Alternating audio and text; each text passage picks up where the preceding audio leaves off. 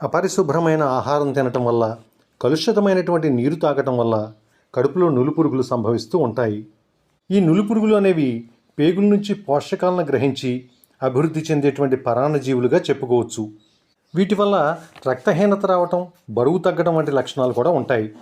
కొంతమందికి కడుపు నొప్పిగా అనిపించడం, నులి నొప్పిగా అనిపించడం, ఆకలి తగ్గటం, అలాగే వికారం, ఒక్కోసారి వాంతులు అవుతూ ఉండటం, నీరసంగా అనిపిస్తూ ఉండటం, బలహీనతగా ఉండటం, అలాగే మలద్వారం వద్ద దురద సంభవిస్తూ ఉండటం, మలంలో ఈ నులిపురుగులు కనపడుతూ ఉండటం, విరేచనాలు అవుతూ ఉండటం వంటి లక్షణాలు కనపడుతూ ఉంటాయి.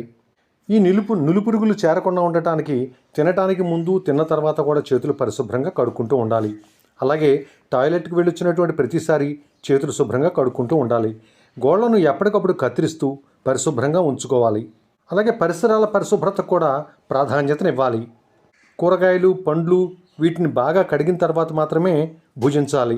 బహిరంగ మల విసర్జన చెయ్యకూడదు. బయటికి వెళ్ళేటప్పుడు తప్పనిసరిగా పాదరక్షలు ధరించాలి. వెల్లుల్లి, కాకరకాయ వంటి వాటిని ఆహార పదార్థాల్లో భాగంగా చేసుకోవాలి. జాతీయ నులిపురుగుల నిర్మూలన దినోత్సవం సందర్భంగా ప్రభుత్వం వారు ప్రజలను చైతన్యం చేయకుంటమే కాకుండా ఈ నులిపురుగుల నివారణకు మందులు కూడా ఉచితంగా పంపిణీ చేస్తున్నారు. అలాగే నులిపురుగుల సమస్యతో ఎవరైనా బాధపడుతున్నట్టయితే వైద్యుల్ని కలవాలి.